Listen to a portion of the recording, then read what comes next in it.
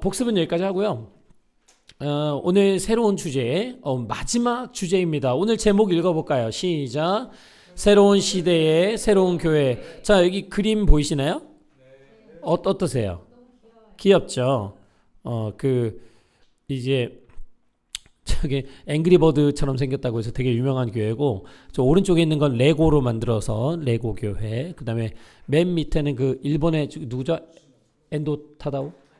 엔도다다오 그 십자가로 빛 들어오는 그 빛의 교회입니다. 실제 들어가면 엄청 춥다나? 하여튼 뭐 이렇게 뚫려가지고. 근데 지금 그냥 저는 이제 건축물을 여러분에게 좀 신비한 건축물을 보여줬지만 건축물에 대한 얘기는 아니고요. 이제 저희가 이제 개혁 그리고 그 다음에 교단이 생겨난 얘기까지 다 했잖아요. 그러면 그 이후에 오늘날을 살아가는 이 시대에 또 요구되는 새로운 교회는 어떤 모습일까를 이제 지난번에 청교도에 이어서 얘기를 좀 끌어가고자 합니다. 이제 뉴 잉글랜드 이제 미국 쪽이죠. 이제 아메리카죠. 근데 그 아메리카에 막 청교도들이 갔잖아요. 그래서 막 이제 예배도 드리고 개신교를 정착시키지만 이게 거기에도 이제 영적인 침체가 오게 됩니다. 이게 보시면은 그 신대륙으로의 이민이 그 후기에 더 많아지거든요. 그러니까 그때 초기 말고 나중에 점점 사람들이 많이 오게 돼요. 그러면서 또 맨 처음에는 이제 하나님의 은혜만을 강조하고 막 그랬던 이 청교도들이 자리를 잡았다면 점점 그거보다는 인간의 선행, 행위, 어떻게 살아야 되는가를 강조하는 그룹들이 많이 생겨나고 많은 사람들이 또 교회를 떠나가기 시작했습니다. 그리고 또 자녀 세대들 있잖아요. 우리도 그게 항상 고민인데 자녀들이 신앙에서 떠나기 시작해요. 그러니까 부모 세대들은 이제 청교도 정신을 갖고 있으니까 괜찮은데 그렇게 되는 거죠. 또 이 유럽에서 이민이 점점 증가하면서 많이 들어오면서 이제 처음에 왔던 청교도들의 모습과는 많이 달라지게 됩니다. 그리고 이 아메리카에 사람들이 왜 올까요? 유럽에서 왜 올까? 그렇죠. 돈 벌려고 기회했다. 그 저기 영어로 써 있죠. 성공하려고 오는 거거든요. 그러니까 이 세속적인 성공을 위해 오기 때문에 그들과 어떻게 보면 청교도들이 처음에 강조했던 그런 신앙 윤리랑은 잘 안 맞아요. 그래서 이 후기 이민자들 나중에 온 사람들 보면은 한 100명, 통계치로 보면 100명 중에 한 5명 정도가 교회에 나갔다고 보시면 되겠습니다. 그 대부분 그냥 교회만 나가는 사람들이죠. 그러니까 결국 이 아메리카를 이렇게 뭐 어떻게 보면 개척하고 또 들어가는 이 모든 과정이 결국 사람의 그 탐심을 엄청 자극한 거죠. 이제 성공할 수 있다는 이런 분위기 속에서 당연히 이렇게 어떤 물질주의가 강조되다 보면요, 이게 결과입니다. 한국도 똑같아요. 어떤 현상이 벌어지냐면 교회가 침체돼요.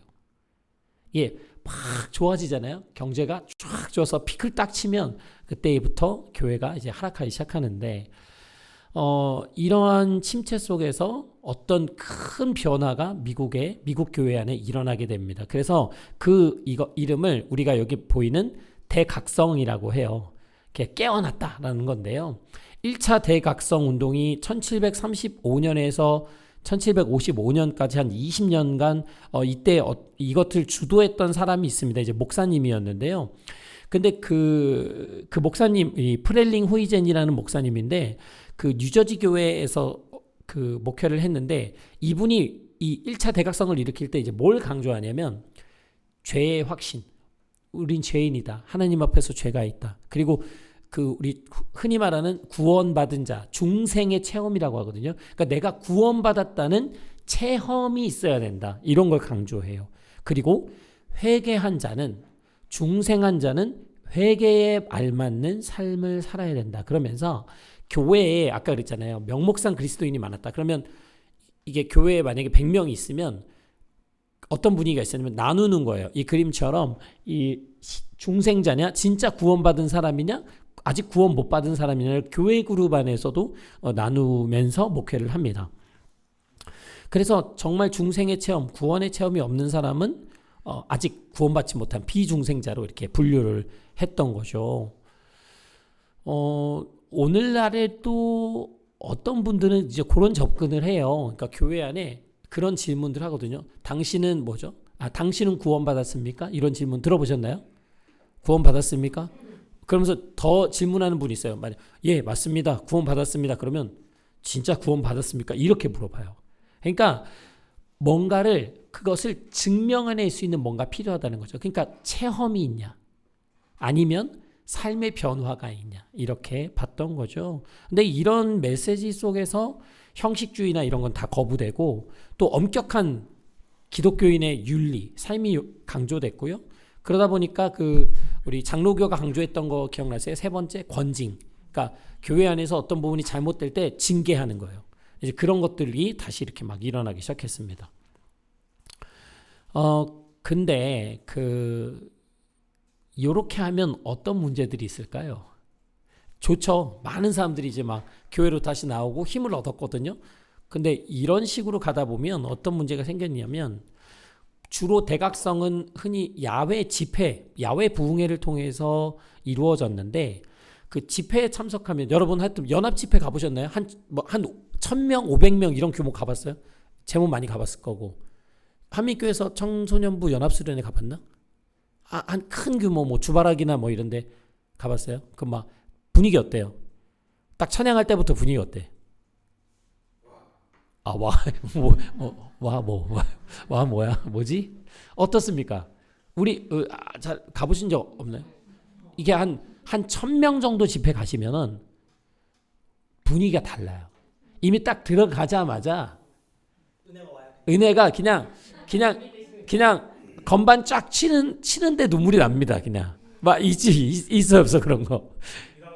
음향 일을 많이 해봤으니까. 그렇죠. 근데 이제 그렇거든요. 그러니까 이제 대형 집회나 이런 부흥 집회의 특징이 감정이 많이 이렇게 고조되고 흥분되고 막 그런 게 있어요. 그러다 보니까 이제 말들이 많이 나오는 거죠. 너무 분위기를 조장한다. 그러면서 이때 그 장로교회가 두 그룹으로 나뉘어요. 뉴라이트랑 올드라이트 해가지고 이게 뉴라이트는 중생의 경험이 있으면은 막 목사로 세워요. 이제 막 신앙 갖기 시작한 사람 막 뜨겁잖아. 변화가 있잖아. 막 회개하잖아. 그럼 그 사람을 막 그냥 목회자로도 세웁니다. 근데 이제 아무래도 올드라이트는 그런 것에 대해서 좀 조심을 하죠. 좀 더 보수적이죠.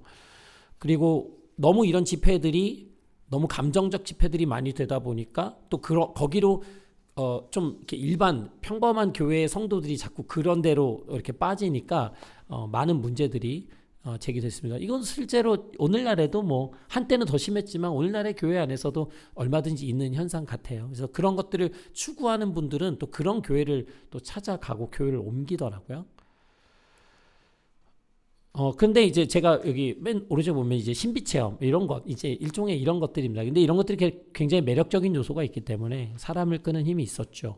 근데 그리고 나서 다시 한 번에 좀 짧은 기간이었지만 또 한 번의 이 침체기가 오는데 근데 이제 이때 2차 두 번째 대각성 운동이 벌어집니다.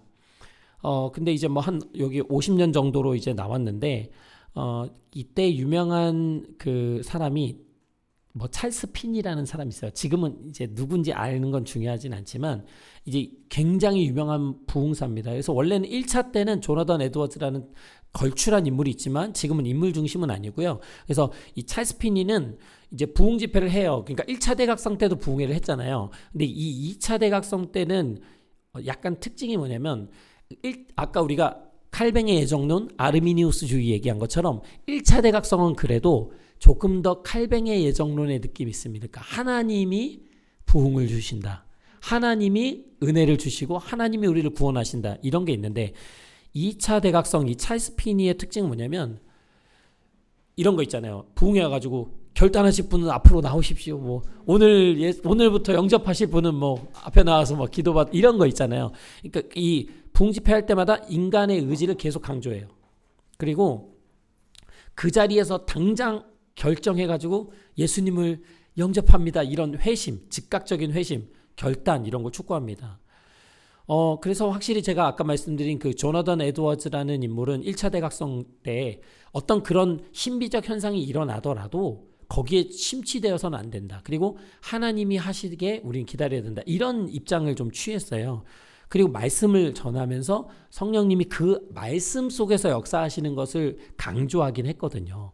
그런데 이 찰스 피니는 아무래도 지금 하나님이 하시는 것보다는 지금 결단해야 된다. 우리가 반응해야 된다. 이렇게 되면서 우리가 결심하고 반응할 때 하나님의 은혜를 주신다. 이렇게 설교하게 됩니다. 그러면서 이 결국 구원이라는 것이 인간의 의지적 결단으로 얻을 수 있고 성화, 우리가 성숙해가는 것도 우리의 노력에 달려있다. 이렇게 강조하게 되죠. 그런데요, 이 찰스 피니가 인간의 노력을 강조하다 보니까 부흥 집회 스타일이 좀 달라집니다. 그러니까 아무래도 조나단 에드워즈 같은 스타일은 말씀 중심으로 하겠죠. 이렇게 하면은 하나님이 그 말씀 속에서 사람들의 마음을 움직이시고 또 어떤 사람을 구원하시고 이런 역사가 일어나는 걸 기다렸다면 찰스 피니는 계속 고민하는 거예요. 어떻게 하면은 더 그런 일들이 잘 일어날까? 그래서 그 미디어도 엄청 사용하고요. 그 부흥 집회의 그 자매님들, 여성 뭐 이렇게 그 행사 도울 수 있는 분들을 이 참가한 참석자들 옆에 세워가지고 막 결단 기도할 수 있도록 옆에서 막 도와주고 막 이렇게 해주는 거죠. 그런 것도 조직적으로. 그리고 만약에 뭐 그래도 그 사람 안에 변화가 없어. 그런 거 있어요. 뭐 일어나세요 했는데 일어났는데 아직까지 확신이 안 드는 사람 있잖아요. 그럼 그 사람 계속 앉아요. 그러면 이제 끝장을 보는 거야. 일어날 때까지. 안 하면 막 부흥의 기간을 막 더 늦게까지 하고 더 막 뜨겁게 만들고 그런 거 저도 예전에 참석해 봤거든요. 방언 받는 집회인데 방언 받은 사람 일어나서 빨리빨리 일어났어야 되는데 저도 안 받았으니까 버티죠. 뭐 안 받았는데 어떻게 해. 계속 버티고 저는 되게 솔직했거든요. 근데 그래가지고 마지막까지 남았던 집회가 많아요. 그래서 한 번은 전 그날 기억나요. 지금 하나님을 뜨겁게 경험해야 된다. 그래서 경험하신 분들 앉아주세요. 처음에는 10명이 섰어요. 그래서 그럼 다른 분들이 10명을 위해서 기도합시다. 그러니까 몇 명 또 앉더라고요. 나중에 3명 남고 1명까지 제가 남아봤어요. 제가 1명이었던 것 같아요. 끝까지 남았는데 그분이 진행하시는 목사님이 힘드셨나 봐요. 이게 안 되니까 계속해서 안 되니까 그래서 제가 알아서 빠져줬어야 됐는데 솔직하다 보니까 안 되는 거죠. 막 어떻게 하는데 이제 그런 것들이 이렇게 막 있고 그다음에 이제 뭐 설교단 근처에다가 그 고뇌 자리라고 그런 걸 만들어서 막 자꾸 이런 장치들을 엄청 그래서 거기서 기도하면 막 믿음이 생긴다. 뭐 그런 거. 그리고 막 뭐 이런 거 있죠. 설교하다가 뭐 문제 모형제 뭐 하나님의 역사 막 이렇게 막 직접 막 이름 불러가면서 하는 이런 것들. 그러니까 어떻게 해야 사람들이 회심하고 구원받고 신앙을 받을 수 있을까? 그 효과적인 부분을 많이 고민했죠. 그러니까 아무래도 1차 대각성 운동의 흐름과는 어떻게 보면 조금 많이 다르죠. 어떻게 보면 많이 다르죠. 그러나 이 찰스 피니의 이런 가르침들은 실제로 사람들에게 엄청난 호응을 자아냈습니다. 왜냐하면 미국이 이제 막 서부 개척하고 이제 막 일어나잖아요. 막 힘을 내서 우리가 일구는 대로 결과가 나오고, 그러니까 심은 대로 거두는 시기잖아요. 이러다 보니까 이런 신앙적인 원리도 내가 한 만큼, 내가 반응하는 만큼 뭔가 얻어진다는 그런 것들이 나름의 이제 거기서 이렇게 공유가 되고 있었던 거죠. 가는구나. 성훈아, 잘 가. 언제 또 볼 수 있겠지. 잘 가. 성훈 올로 가. 글로 가면 문 열고 가야 돼. 성훈 잘 가요. 그래서 이 찰스 피니의 부흥이 그 노예제 폐지라든지 뭐 금주 운동이라든지 인종차별 반대 운동이라든지 이제 실제로 그런 데 영향을 줘요. 왜냐면 그건 우리가 움직여야 되는 것들이잖아요. 그러니까 분명히 문제되는 지점도 있지만 이제 그런 흐름 속에서 또 우리를 적극적으로 움직이게 했다는 것은 또 의미가 있겠죠. 그래서 19세기 중엽에 어쨌든 미국 전체의 개신교의 움직임에 약간 영향을 줬던 거죠. 지금 좀 더우신가요? 네, 더우시면 일단 열어주실게요. 그래서 이 2차 대각성 운동의 결과로 그 개신교단들 있잖아요. 침례교, 감리교, 장로교는 다 이런 그래도 흐름 속에 있거든요. 그래서 많이 성장해요. 그리고 신생교단이 여기서 이제 탄생하게 되는데 이 신생교단들은 특징이 이 기본 장로교 이런 데서도 또 한 번 더 나온 교단인데 여기 보시면은 제목 이름이 좀 특이하지 않나요? 무슨 교회죠? 크리스천 교회, 그리스도의 교회, 그리스도의 제자들. 공통점이 뭐죠? 왜 이름을 저렇게 쳤을까요?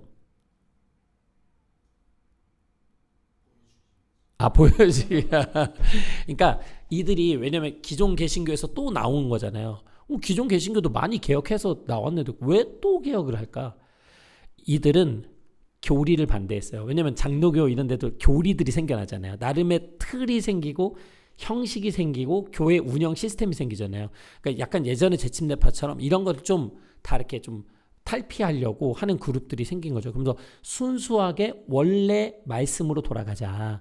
이렇게 하면서 이들이 그 노회, 장로교 노회 이런 거 다 탈퇴하고 그리고 그런 것들이 결국 교회를 부패하게 만드는 원인이다. 그러면서 우리만의 교회를 세우자고 해서 이름을 성경에 나오는 이름, 결국 그리스도에 대한 이름을 쓰는 거잖아요. 기독교인. 그래서 이렇게 했죠.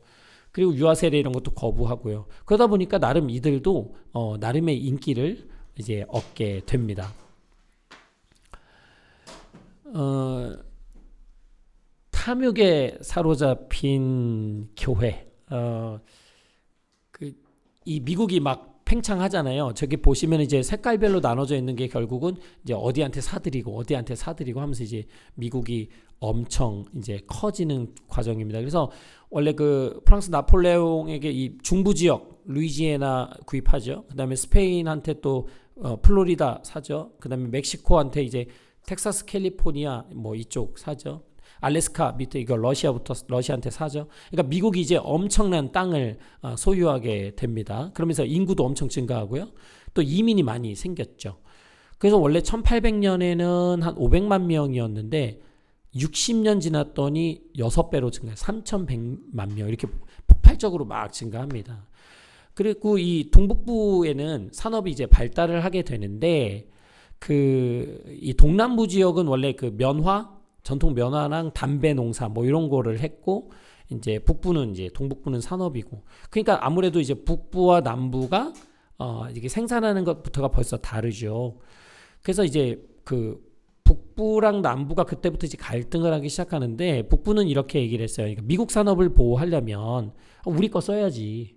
그러니까 우리 북부에서 만들어내는 거 남부에서 써라. 이렇게 되는데 남부는 그런 거죠. 영국이 싸게 좋은 물건 우리한테 주는데 너네 물건 제대로 못 만들지 않냐. 뭐 이렇게 하면서 그리고 또 영국이 또 우리 면화랑 담배 남부에서 나는 이걸 수입해줘야 우리도 살지. 그러니까 결국 이제 북부와 남부가 이런 부분에서 이제 갈등을 겪게 된 원인이 되는 거죠. 그러다 보니까 북부는 또 이런 거죠. 야, 너네는 애국심도 없냐? 우리가 같은 나라, 뭐 이렇게 이제 막 갔습니다. 그러면서 북부가 이제 남부 사람들을 비난하기 시작할 때 이 노예에 대한 이야기를 하는 거죠. 아무래도 이제 농업이니까 노예가 많이 필요하잖아요. 그래서 흑인 노예를 혹사시키는 너희들은 참 비인간적이다. 이렇게 얘기를 하죠. 근데 그 남부 사람들의 또 반응이 재밌는 게 그들은 이렇게 얘기했어. 우리 노예들은 그래도 먹고는 산다. 근데 그 북부 너희 거기 뭐 노동자들 실업자들 많고 결국 말이 노예가 아닌 거지. 그 결국 노예와 같은 삶 아니냐. 막 이렇게 이제 더 비참하지 않냐. 이렇게 얘기를 합니다. 뭐 그렇다고 노예들한테 엄청 뭐 잘 대우해주지 않았죠. 전반적으로는. 그러면서 이제 남부에서는 아무래도 이 노예들의 이 어려운 핍박에 또 고통, 아픔, 슬픔 이런 이야기들이 이제 엄청 많았습니다. 노예들의 인권이 엄청 떨어졌죠. 그래서 이 노예 문제로 인해서 이제 갈등이 엄청 커지면서 이 남북이 이제 거의 갈리게 되면서 여러분이 잘 아시는 이제 남북 전쟁이 1861년에 이제 벌어지게 됩니다. 그래서 뭐 여러분 잘 아시겠지만 이 남부 연합이 미국 연방에서 이제 탈퇴하죠. 탈퇴하게 되고 그리고 그 링컨은 이 북부 연합을 구성해가지고 이제 전쟁을 하게 됩니다. 결국은 이 북부연합은 이 전쟁이 61년부터 65년인데 이미 63년에게 북부는 노예한테 자유를 선포를 하죠. 근데 이 전쟁에서 엄청 많이 죽었어요. 100만 명 정도. 이렇게 넘었죠. 100만 명 넘었고 남부가 한 3배 더 희생자가 많았습니다. 결국 이 전쟁이 끝나면서 65년에 이제 하나가 되죠. 남북이. 그래서 노예 해방이 이루어지는데 뭐 해방됐다고 해도 그들이 갈 곳이 없으니까 처음에는 여러 가지 이제 문제들도 생겼으나 그러나 어쨌든 이것을 계기로 이제 자유를 얻게 됩니다. 이것은 여러분이 어느 정도는 다 알고 있는 얘기인데 이제 왜 이 이야기를 하냐면 이 어쨌든 전쟁이 61년부터 65년이라고 봤을 때 원래 그 전부터 이 노예제라는 것은 어떻게 보면 성경적으로 볼 때 여러분 어떤 것 같으세요? 우리가 그것을 어떻게 받아들여야 할까요? 그러니까 고대 사회가 아니잖아요. 1800 이미 19세기예요. 그러면 노예제를 우리가 크리스천으로서 기독교인으로서 여러분 어떻게 받아들이고 싶으신가요? 솔지는 싫어? 노예제는 아닌 것 같아. 오케이. 노예제 안 된답니다. 솔지는. 다른 분들은요? 응? 안식을 준다고? 안식일은 쉬게 하고 주중에는 부려먹고. 그러니까 그렇죠. 그 실제로 이 1845년까지도 2만 5천 명의 감리교 교인들이 노예를 소유하고 있었어요. 그리고 1200명의 목사가 노예를 소유하고 있었거든요. 목회자조차도. 그러니까 뭐 어떻게 보면 그 아까 1차 대각성, 2차 대각성 이런 그러면서 막 식어진 신앙이 막 다시 살아나고 했잖아요. 체험도 많이 하고 회심도 했잖아요. 그러나 결국 교회가 그러한 어떤 하나님의 은혜를 체험하는 시기 속에서 사회적 문제에 대해서 또 성경적으로 옳지 않은 가치관에 대해서는 소홀했다는 얘기예요. 이게 단적인 예를 보여주는 겁니다. 그래서 보통 이게 좀 재밌는데요. 이 아까 뭐 남부는 뭐 노예 문제다 그렇지만 뭐 북부도 마찬가지고 전반적으로 보면 이들이 어떤 문제가 있겠어요. 이 북부 사람들은 북부의 이 막 부흥 운동을 일으켰던 이 사람들은 미국 인디언들을 어쨌든 이제 이주 정책을 막 펼쳤잖아요. 그렇게 하고 뭐 이민자 그리고 종교적 소수자들에 대한 박해라든지 그리고 아까 말한 그 도시지만 도시 빈민 실업 문제 이런 사회적 문제 특히나 성경에서 봤을 때 옳지 않아 보이는 이런 문제에 대해서 실제로 북부는 많이 침묵했어요. 그러니까 부흥운동이 일어났지만 동시에 이 부분이 많이 소외됐다는 얘기죠. 그러니까 오히려 좀 비인간화되어 가고 이런 환경들이 오히려 북부에도 이렇게 팽배했던 겁니다.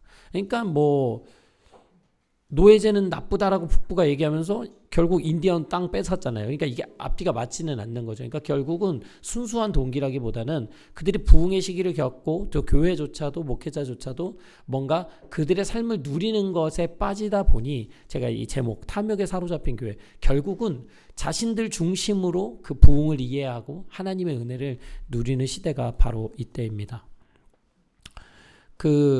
1769년 한참 전이죠. 아담스라는 목사가 있었어요. 근데 그 사람이 노예제도에 대해서 이렇게 발언을 했거든요. 한번 들어보시죠.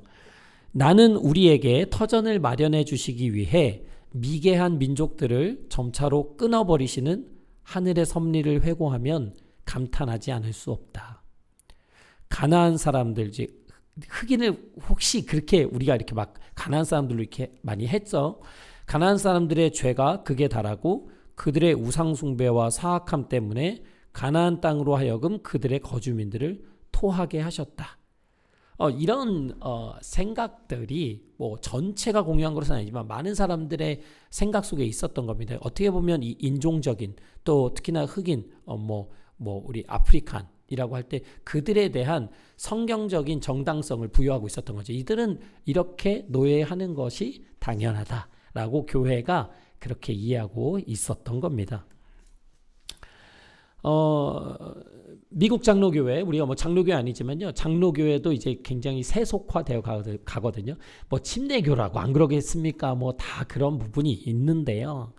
이 1810년도 그 대각성 때 컴벌랜드 장로교회라고 이렇게 그 정통 장로교회에서 이제 분리해서 나갔어요. 근데 이 주류 장로교회랑 이 나간 장로교회랑 다시 합치려고 했어요. 근데 이게 잘 안 되잖아요. 안 되다 보니까 그들이 장로교에서 중요한 웨스트민스터 신앙 고백서 있거든요. 우리 지난번에 신앙 고백서 봤잖아요. 그거를 좀 개정하자는 타협안이 생겼는데 그 개정을 해요. 근데 개정하는 내용이 되게 웃긴 게 여기 이제 뭐 이렇게 보시면은 그 뭐죠? 10장 보면은 이 유아시에 죽는 유아들이 원래는 선택된이에요. 그러니까 여기 지금 선택된으로 써 있죠.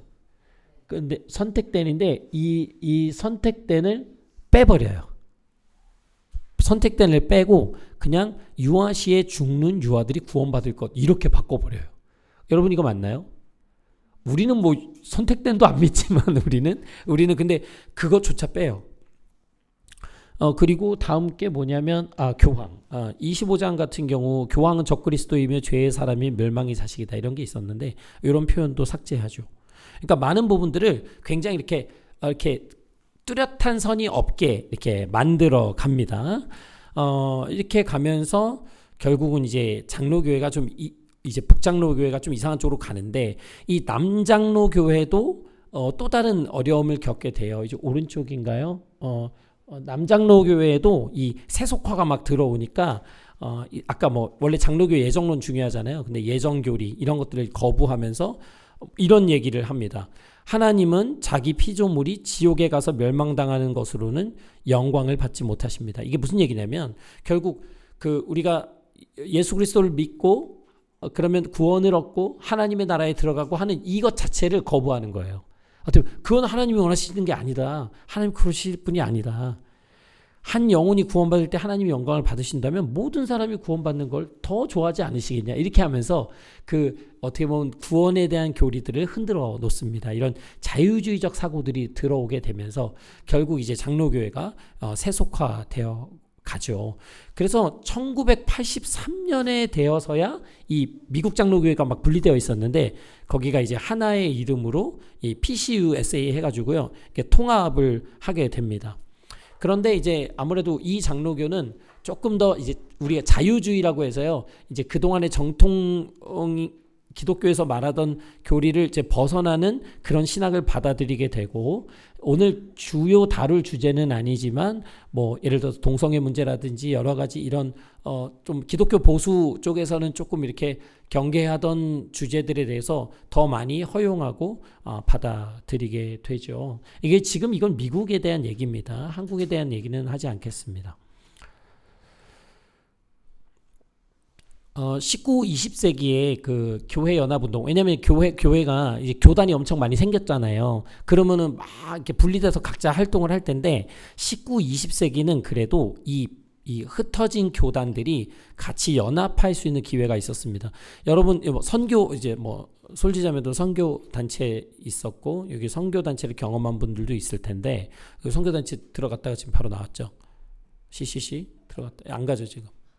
안 가죠. 예, 그런데 안 갈 줄 알았어. 근데 그 원래 16세기 이후에는 세계 선교를 어디가 주도했냐면 원래 천주교 카톨릭이 주도했어요.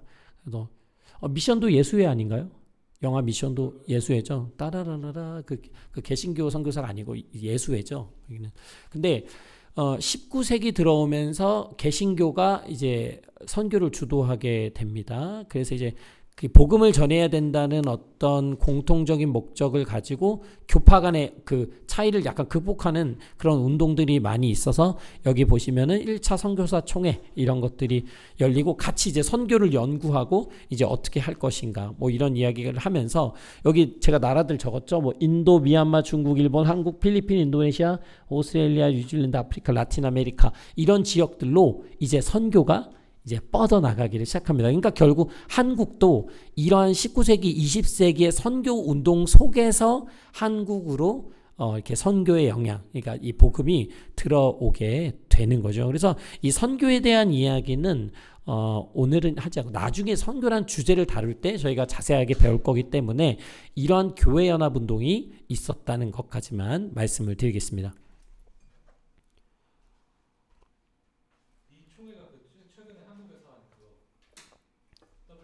이어지는 거죠.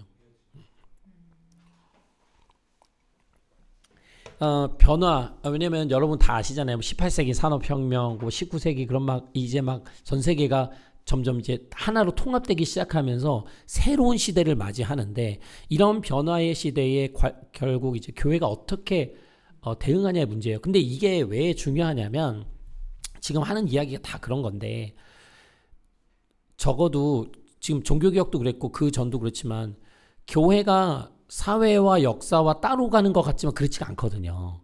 그 속에서 교회가 가는 거거든요. 그 사회의 변화에 따라서 교회가 움직여요. 왜냐면 그게 맞거든요. 그러니까 교회와 사회가 서로 주고받고 있는데 이 19세기의 이 많은 변화 속에서 교회가 어떻게 대응한지를 한번 좀 보시면 좀 생각할 부분이 있을 것 같아요.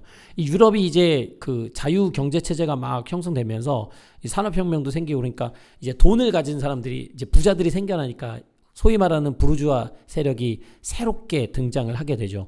그러면서 뭐가 생기냐면은 이제 빈부격차가 이제 생겨납니다. 사회 문제가 생기는 거죠. 결국 이 경제적 자유주의가 이제 좋은 부분이 있지만 이 결국 이제 빈부격차가 너무나 커지고 하다 보니까 이 이제 자본가 그룹 또 노동자 그룹 이게 이제 막 점점 벌어지게 되고 인간의 존엄성에 대한 이슈가 이제 등장하게 되는 거죠. 그래서 뭐 어린아이들 여기 어린애가 일하고 있죠. 이제 그 어린아이들 또 부녀자들이 노동 현장에서 또 많은 또 노동 착취를 당하기도 하고 가정이 파괴되고 그러니까 이게 발전해서 좋긴 한데 그러니까 뭔가 막 이렇게 돈이 들어오고 이렇게 돌아가는 것 같지만 그러면서 우리가 중요시 여겼던 기본 가치들이 많이 파괴되어 갔던 거죠. 근데 이런 환경에서 나타났던 두 가지 사상이 이제 공산주의, 사회주의입니다. 오늘 뭐 깊이 들어가지는 않겠지만 이 두 가지 사상이 이제 엄청 이제 유럽을 이제 막 휩싸게 되죠. 그래서 그 뭐 여러분 마르크스, 뭐 엥겔스 이런 거 들어보셨을 거예요. 그래서 그들이 이제 공산당 선언 발표하죠. 그래서 이 19세기 후반 20세기 초로 넘어가면서 이게 정치적인 형태로 이 가치관들이 이제 같이 만나게 되고 이제 오늘날까지도 이어지게 되는 겁니다. 교회는 이때 뭘 하고 있었을까? 그러니까 결국 이게 그 계몽주의잖아요. 계속 발전하고 이렇게 인간의 뭐 가능성을 최대한 극대화하고. 근데 이러다 보니까 이 인본주의, 흔히 말하는 인본주의, 인간 중심의 주의가 강하게 되니까 이게 교회까지 확 들어옵니다. 그런데 어쨌든 이제 교회가 이런 사회적 여러 가지 문제 속에서 그래도 일각에서는 이것을 우리가 어떻게든 대응하고 막아야 되겠다 이런 사람들이 있었습니다. 그래서 이 산업혁명 이후에 생긴 사회적 문제에 좀 대응하기 위해서 뭐 병자, 노인, 빈민, 고아를 돌보는 기독교 단체들이 많이 생겨나죠. 그래서 여러분 잘 아시는 그 덴마크의 루터 교회 가 이 그룬투비라는 사람이 조합운동을 통해서 도시 빈민을 돕죠. 새로운 시대 새로운 교회 이게 19세기 20세기인데 이때는 뭐 정말 말 그대로 영국이 거의 뭐 전 세계 영토의 4분의 1을 먹었다 말할 정도로 뭐 들어보셨잖아요. 해가 지지 않는 나라 뭐 해가 잘 뜨지도 않더만 영국 날씨도 안 좋아가지고 해는 저기 러시아 같은 데가 이제 백야 있지 않습니까? 그렇지 않나요? 예. 백야 경험해 보신 분? 백야 경험해 보신 그러니까 그런 나라 가보신 적 없어요? 저 9시까지. 그냥 독일도 저희가 겨울에 갔을 때 기억나시죠? 저희 몇 시에 어두워졌죠? 5시. 원래 좀 더 일찍 갔으면 4시. 한겨울에 독일은 4시면 깜깜하거든요. 근데 제 친구가 러시아에 있었는데 저 독일에 있을 때 전화해가지고 하루 종일 밝다고 그랬어요. 하루 종일 밝다고. 근데 어쨌든 그 얘기 왜 했죠? 해가 지지 않나? 근데 이 영국이 거의 이 긴 한 세기 거의 100년 동안 강대국 대국으로 이제 부흥. 그러니까 예전에 로마가 있었잖아요. 로마가 했는데 이제는 영국이다 뭐 이렇게 된 겁니다. 그런데 영국의 전반적인 종교가 그 국교회였잖아요. 그리고 국교회다 보니까 결국은 국가가 통치하는 교회니까 결국 교회와 국가가 이렇게 묶여 있는 거죠. 그래서 공무원들은 교회에 무조건 성만찬 해야 되고 막 이런 거 있었어요. 종교세도 내야 됐고요, 국민들이. 그러니까 이제 국교죠, 일종의. 근데 이제 교인들이 많을 거 아니에요, 그러니까. 근데 실제로 웃긴 게 교회는 적어요. 그러니까 국교회인데 실제로 교회적 지원이 별로 그렇게 잘 안 되는 거죠. 그러니까 이때 게다가 이제 부흥운동이 막 19세기에 또 영국에 막 있거든요.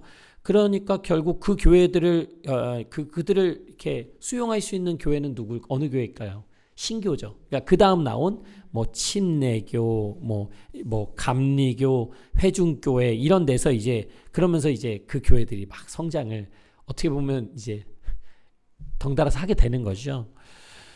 그래서 19세기 영국 기독교를 주도하는 교회는 오히려 비국 교회들이 됩니다. 그래서 감리교, 침례교, 회중교회가 좀 대표적인데 여기가 이제 부흥 운동을 엄청 해요. 엄청 하고 그 다음에 이제 제가 써놨지만 복음전도, 전도, 선교, 구제 그리고 사회개혁 이런 거 다 앞장섭니다. 굉장히 바람직한 모습으로 갑니다. 그리고 여러분이 아시는 주일학교 운동 있죠. 다 주일학교 있잖아요, 교회. 이제 이게 이때 생겨난 대표적 운동이거든요. 근데 이제 원래는 이 18세기 말에 평신도인 로버트 레이크스라는 사람이 있는데 이 사람이 주일학교를 창시했어요. 근데 이때 주일학교는 지금 우리 주일학교랑 달라요. 이때는 주일학교가 뭐였냐면 대안학교였어요. 대안학교 일종의. 그래서 빈민가에 믿지 않는 아이들을 데려다가 성경을 가르치면서 읽을 줄 모르잖아요, 애들이. 그러니까 교육이 없잖아요. 그러니까 읽고 쓰고 이런 걸 이게 주일 학교. 그래서 주일 학교예요.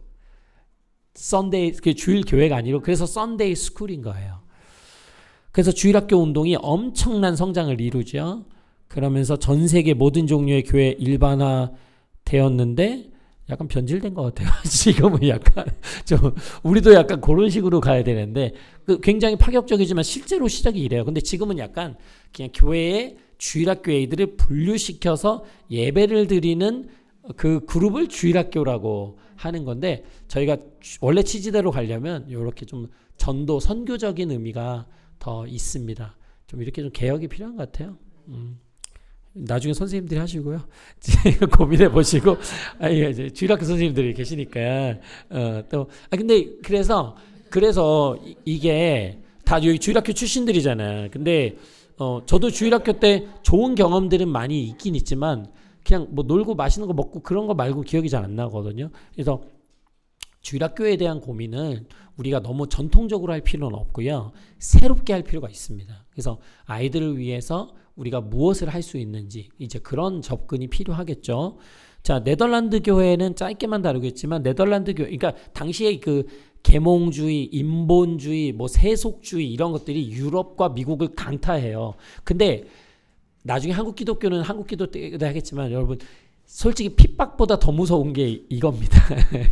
이게 부유해지고 막 이렇게 변화가 이게 더 무섭거든요, 신앙에. 그래서 이제 결국 네덜란드 교회가 이 계몽주의적 세속주의를 이겨내지를 못해요. 그래서 교회는 하나님을 믿는 어떤 신비적 신앙보다는 이성, 그다음에 자연법, 자연 원리 이런 것들을 더 숭상하고 강조하게 되죠. 그래서 성경과 예수님을 믿기보다는 우리가 내적 증거, 인간, 마음의 의지, 우리를 믿어야 된다. 막 이런 얘기하고 기적을 믿을 수 없다. 이렇게 하면서 1878년에 어떤 법을 만들게 되냐면 국가교회가 신앙의 확신이나 종교적 이해의 차이 때문에 목사를 그 자리에서 내릴 수 없다. 이렇게. 그러니까 목사가 신앙적 문제가 있어요. 뭔가 정통신학에 안 맞아. 그래도 내릴 수 없다. 그러면서 목사가 이단 사상을 가르쳐도 신학과 신앙의 이유로는 쫓아낼 수 없다라는 게 돼버리거든요. 그러니까 국가교회가 이미 이제 길에서 많이 이제 벗어나게 된 거죠. 그러니까 지금 이 부분은 이 지점은 이 신앙과 이성이라는 것은 요 19세기, 18세기 여기 뭐 20세기도 오겠지만 여기에 이제 새로운 변화와 또 과학의 발달과 막 이런 기술의 발전을 경험한 사람들에게는 이게 올 수밖에 없습니다. 우린 더 하죠. 그러니까 이 안에서 신앙생활을 해나간다, 지켜나간다는 것이 그렇게 단순하지 않다는 것 정도를 여러분이 아시면 되겠습니다. 이제 요거 하고 한번 쉴 텐데요. 독일 교회도 위기가 오지요. 독일이 무슨 나라입니까? 종교개혁의 나라 아니겠습니까? 그런데 여기에 이 합리주의적 인본주의 이렇게 오면서 독일은 무슨 문제가 오냐면 성경 있잖아요. 우리가 보는 성경을 이거는 인간의 작품이다 이렇게 딱 고정시켜버립니다. 이건 인간의 작품이다. 그러면서 성경을 이제 하나의 문학 작품 글로 보면서 성경을 그러니까 성경을 이렇게 연구하고 분석하는 학문들이 발전하기 시작해요. 그래서 지금도 신학교 가도 그렇고 신학을 배울 때 비평학이 있거든요. 그러니까 성경을 비판의 눈으로 이렇게 하나씩 평가하면서 보는 건데 대부분 어디서 나왔냐면 다 독일에서 나왔어요. 근데 저희도 배워야 되거든요. 배우고 그걸 접근하긴 하는데 거기는 완전히 성경책을 학문적으로만 접근한 거예요. 그래서 성서 비평, 본문 비평, 문학 비평, 자료 비평, 편집 비평, 역사 비평 이게 뭐냐면 앞에 붙잖아요. 역사, 사회 그러면 사회 비평 그러면 사회적 틀로 성경을 보는 거. 역사 비평, 역사 틀로 보는 거. 문학 비평, 문학적 스타일로 성경을 평가하는 이런 거거든요. 그러니까 그런 것들이 엄청 나오고 그러면서 학문이 엄청 신학이 올라가요. 수준이 올라가면서 신앙적 수준이 반대로 내려가게 되죠. 그러면서 독일 신학교는 한국 신학교랑 다릅니다. 독일 신학교는 정부가 운영하거든요. 그래서 지금도 저희가 독일 가봤지만 독일은 한국은 장로회 신학교, 침례 신학교 이렇게 하잖아요. 근데 독일은 그런 신학교들은 진짜 작은 데고 사람들을 잘 몰라요. 존재도. 독일은 일반 대학의 신학과가 있어요. 한국에도 이제 연세대 같은 경우 있죠. 숭실대 같은 경우는 기독교학과가 있고 그게 있는데 제가 그 독일에 있을 때 저희 학교에 그 신학과 다니는 학생들하고 토요일마다 노방 찬양을 했거든요. 근데 그 친구가 저한테 그랬어요. 자기 그 신학과 교수님 중에 교회 다니는 분이 2분 계신다고 했고요. 그리고 2분 중에 1분은 예수님을 믿는다고 그랬어요. 그랬던 것 같아요. 그래가지고 그 중에 또 한 친구는 이 노왕찬양 오는 친구들이니까 뜨겁잖아요. 근데 시험 볼 때 교수님들이 하도 신앙을 빼고 가르치니까 자기가 신앙적 내용을 자꾸 쓰는 거야 시험에. 그러면 점수가 엄청 깎여. 근데 그 중에 한 친구는 저희 노방찬양 하던 친구 중에 한 명은 그래서 학교를 그만뒀어. 왜냐면 자기가 신앙을 잃어버릴 것 같대.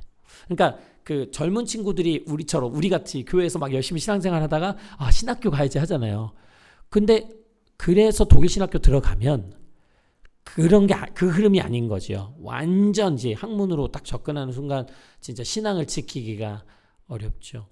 이제 그런 일들이 이제 독일에서 생겨나게 됩니다. 그러니까 학문적으로는 엄청 올라가고 그 혜택을 우리가 누리고는 있지만 이런 것들이 심해지죠. 그래서 제가 여기 썼죠.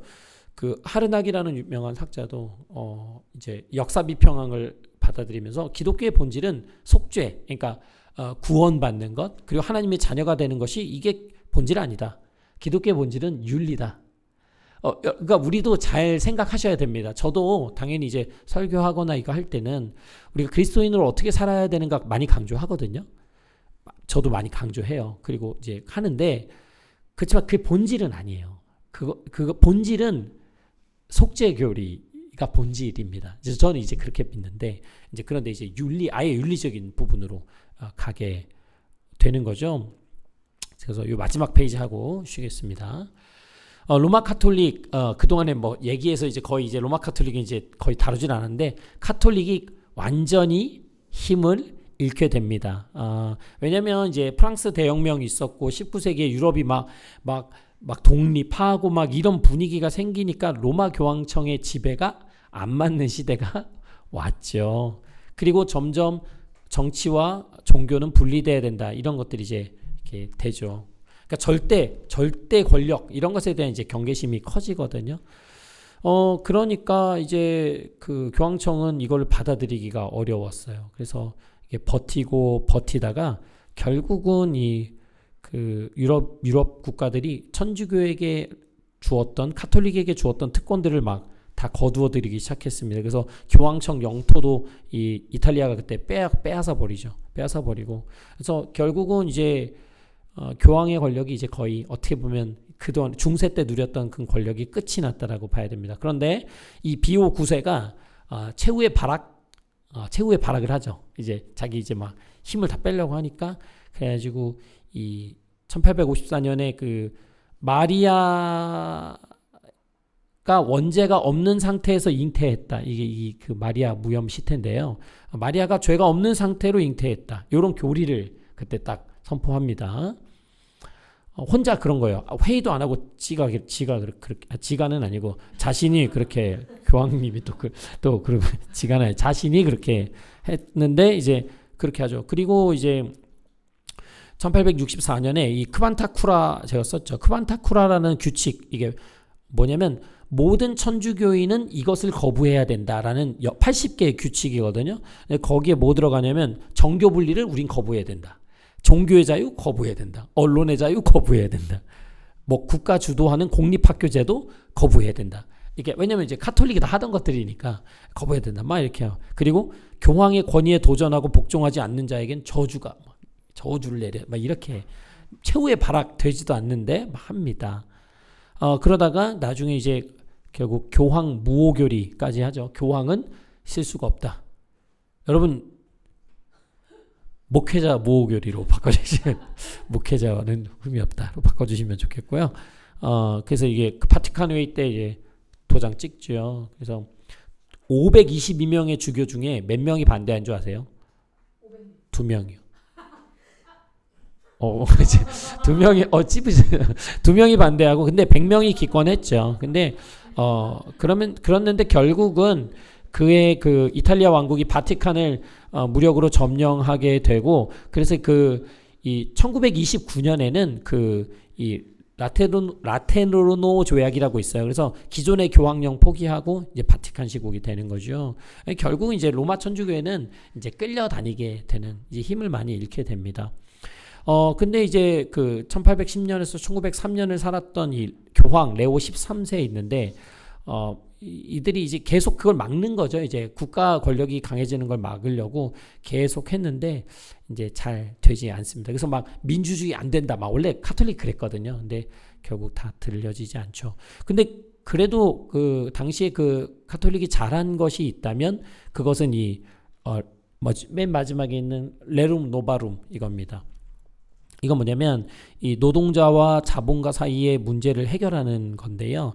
이게 이제 그 자본주의 아까 막 자유주의 경제 체제가 막 올라가다 보니까 노동자들이 착취를 당하잖아요. 그래서 이때 만든 칙서예요. 그게 뭐냐면 국가의 법은 가난한 자들을 위한 것이어야 하고 그들을 보호해야 한다. 그리고 노동조합을 만들 수 있다. 이런 이야기들을 담아내죠. 그래서 결국 이 사회주의나 공산주의를 반대하는 이 천주교회가 또 자본주의의 이 병폐죠. 그런 것들을 해결하기 위한 대안을 마련합니다. 그러니까 뭐 카톨릭에 대해서 제가 지금 이야기하고 싶은 이거는 또 나중에 다른 주제로 가야 되는데요. 이 확실히 개신교랑 다른 부분이 있습니다. 그러니까 뭐 단점도 다르지만 장점도 달라요. 아까 보세요. 개신교는 부흥하게 되면 더 사회에 이제 담을 쌓잖아요. 근데 이제 카톨릭은 또 조금 다른 부분이 분명히 있습니다. 아까 말씀드렸듯이 그 미국이 그 아메리칸 드림 하면서 이제 엄청 이제 막 발전하게 되죠. 그 엄청난 빠른 변화를 겪게 됩니다. 그러면 이제 뭐 여러분이 아는 웬만한 막 이런 것들이 다 1800년대 후반 뭐 초반 중반 뭐 이때 다 뭐 이게 개발되죠. 뭐 철도 개발되고요. 뭐 전화기 발명, 타자기 이런 것들이 비행기 1900년대 초반에 만들죠. 이런 것들이 결국은 이제 대량 생산 만들어내고 산업혁명의 어떤 흐름 속에서 쭉 가게 되잖아요. 근데 결국 그러다 보면은 뭐 이제 당연히 이제 아까 말씀드린 대로 빈부격차 생기고 이제 또 거기서 또 이렇게 발생하는 사회적 문제들이 있으면서 이제 노동자의 또 비참한 삶이 항상 따라오게 되는 거죠. 그래서 뭐 여러분 그 앤드류 카네기, 뭐 존 록펠러, 막 이런 록펠러는 이제 기독교에서도 많이 막 뭐 그런 거 하잖아요. 근데 이제 사회 그 자선재단 만들고 사회적 좋은 일들을 한 거는 사실인데 결국은 이제 많은 노동자들이 또 착취되고 이 안에서 이렇게 경쟁사 무너지고 이런 것들이 있거든요. 그러니까 또 이렇게 또 너무 아름다운 얘기만 우리가 듣다 보니까 또 이면에 있는 얘기를 또 잘 모를 수 있습니다. 그래서 이때 뭐 노동조합이라든지 어떤 그런 관련된 산업투쟁 같은 것들이 많이 생기게 되는데 그런데 이제 보수적 성향을 가지고 있는 교회들은 주로 이런 사회적 변화에 별로 민감하지 않은 게 특징입니다. 이게 원래 그렇습니다. 아까 그 대각성 운동도 마찬가지지만 그러나 오히려 조금 자유적 성향을 가진 교회들은 이쪽에 관심이 많죠. 비교적. 그래서 이제 이런 사회적 문제들을 교회가 같이 고민하고 또 거기에 맞는 무언가를 해야 된다라고 하면서 사회복음이라는 것이 소셜 가스펠이라고 하는데 사회복음이라는 것이 등장하게 됩니다. 그리고 뭐 아메리칸 드림으로 인해서 아까 이미 그랬지만 뭐 여러 사람들이 성공하려고도 왔지만 이미 카톨릭에서도 엄청 많이 들어왔고요. 그래서 뭐 거의 그러니까 1790년, 1800년 정도 때 3만 명밖에 안 됐거든요. 카톨릭 신자가. 근데 1900년 이제 100년 만에 거의 1200만 명으로 늘었으니까 그러니까 이제 우리가 미국이라고 했을 때 처음 들었던 그 청교도 정신의 막 개신교 중심의 이제 그런 사회는 이제 더 이상 아니라고 봐야죠. 그러면서 개신교 영향력이 엄청 약해졌고 사회 특히나 아까 그 개신교 또 정통 개신교 보수 개신교는 사회에 별로 관심이 없잖아요. 비교적. 그러다 보니까 이제 개신교 이미지가 약간 이제 사회랑 동떨어지고 교회 안에만 머물러 있는 사람들 약간 이런 이미지가 이제 미국에서도 굳혀지게 됩니다. 뭐 이런 말 들어보셨나요? 혹시 근본주의란 말 들어보셨어요? 근본주의?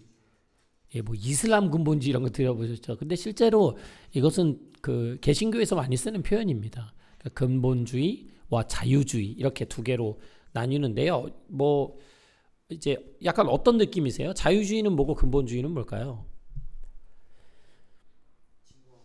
예? 진보와 보수는 무슨 뜻일까요? 그러니까 이게 개신교 안에서라면 어떤 의미에서 뭐 진보, 보수, 뭐 자유주의, 근본주의 이거 무슨 뜻일 것 같으세요? 교리가 적인 게 행위주의면 행위가 자유. 그러면은 자유주의는 더 실천하자주의고 교리는 이제 뭐 실천은 하지 말고 내면적인 걸 좀 더 추구하고 이렇게 하는 것이 좀 근본주의다. 굉장히 또 비슷한 부분 큰 흐름 속에서는 또 맞는 이야기거든요. 이 자유주의라는 것이 아까 말씀드린 어떤 이런 사회적 변화 속에서 같이 왔어요. 이성이 이게 발달하기 시작하고. 그러니까 근본주의는 조금 더 이제 정통 신앙에 좀 더 가깝다고 봐야죠. 그러다 보니까 왜냐면 이제 근본주의 운동이라는 것도 결국 우리 뭐 찰스 다윈 진화로 종의 기원 이런 것들 나오고 막 하면서 이런 과학 어떤 이론들이 막 등장하고 개발되고 막 하면서 이제 이 신앙들을 지켜야겠다는 약간 위기감들이 생겨나기 시작하거든요. 이제 그러면서 이제 보수주의자들이 이게 큰 위기가 왔다. 그러면서 안 된다. 큰일 났다. 이건 말세다. 그러면서 막 부흥 집회 같은 거 이제 막 만들면서 갑자기 종말에 대한 얘기를 그러니까 더 신비적인 그런 이야기 하면서 막 예언 집회 막 이런 거 막 열고 그러면서 결국 이런 위기의식 속에서 근본주의 운동이라는 거를 하기 시작해요. 그들이 결집하기 시작하죠. 근데 뭐 이것과 상관없이 결국 이 유럽부터 시작해서 이제 미국까지 이어진 이 자유주의는 결국은 신앙은 우리 현대 사회, 현대 문화에 맞아야 된다라고 하면서 기적 같은 걸 믿지 않아요. 더 이상 기적 믿지 않고 하나님은 이 역사, 자연 속에서 일하신다. 이렇게 아까 제가 말씀드렸던 그런 이야기들. 그러면서 이제 이성이 굉장히 강조하고 되면서 동시에 시기하게도 주관적 경험, 느낌도 강조합니다. 무슨 이야기냐면 정통 교리가 중요하지 않다는 거예요. 그래서 아까 재무 형제님 말씀한 것처럼 윤리적인 것이 교리를 대체하고 믿음보다 행위를 강조하게 돼요. 자유주의 쪽에서. 그러면서 이게 점점 교회 안으로 들어오게 됩니다.